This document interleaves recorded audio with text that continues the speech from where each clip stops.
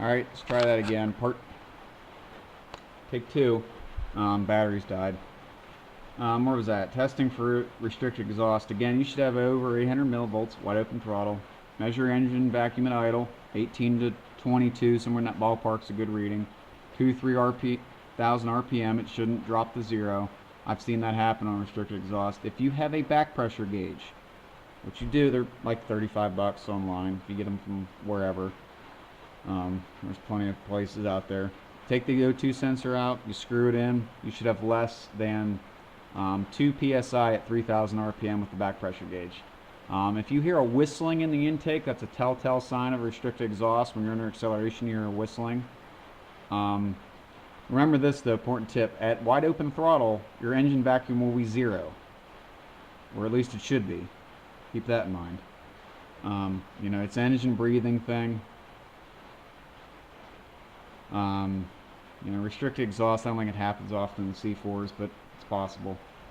I wouldn't just go throwing stuff out, you know, cats in it, or removing stuff without testing it with a, you know, vacuum gauge. It's pretty cheap, and so is a back pressure gauge. They're not a whole lot of money.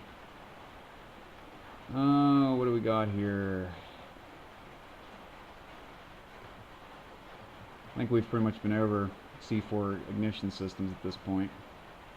We're not going into 5-gas analyzer because nobody even has those anymore.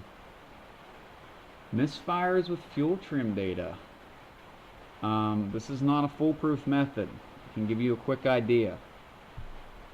Ignition misfire. Fuel trims go positive because unburned O2, the oxygen is in the exhaust, equals more fuel in the engine.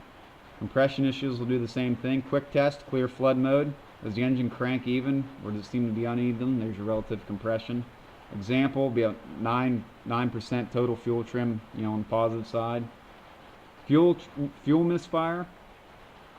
Fuel trims go positive, but much higher. We're talking 25 plus total fuel trim. Total fuel trim is just your long term and your short term added together. Or in the case of C4 is your integrator. Well, you can't really do it on C4 because the integrator and the BLM are kind of goofy, but maybe I'll find a link for that or something and put it up where it kind of compares fuel trim percentages and the binary numbers that are used. If you have a 96 or maybe the 94, 95s, I'm not sure. They might have it percentages. I don't remember. Misfiles at idle and that are okay at higher RPM can be engine mechanical. Keep that in mind.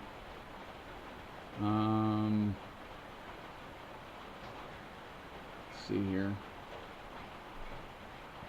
I don't want to go into electrical theory and stuff right now. That's a video all of itself. I think we've been over O2s pretty good. It's Ford mass airflow. Oh, here's one. Mass airflow readings at idle. Your approximate engine displacement should equal approximately your grams per second at idle.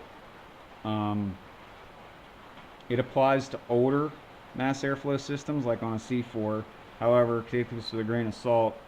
I was watching a training update video, and the newer GM mass airflows are actually an 8-wire mass airflow. They read almost double the grams per second at idle compared to older systems. So older systems, you know, this was a 2015 Impala, so even 2010 is an old system. You know, if you got a 2-liter engine, you're going to have about 2 grams per second, or at least in that ballpark.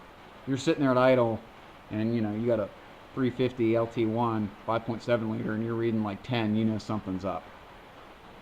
You know, if you're reading 6, okay, sounds about right. Okay, EGR valves. Mass airflow system, EGR will always run lean, unmetered air, basically. Mass airflow system will always run lean with a stuck open EGR, basically unmetered air. A speed density system, a MAP system, will always run rich because of lower vacuum in the intake manifold. It makes sense. It'll add more fuel because the MAP sensor will it'll think there's lower engine vacuum because there is, and it'll add more fuel.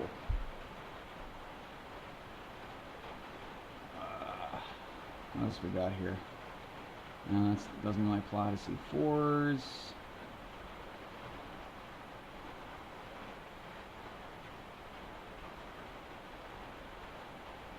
some of the stuff's pretty advanced, so I'm not going to give it up to y'all. I might post this document.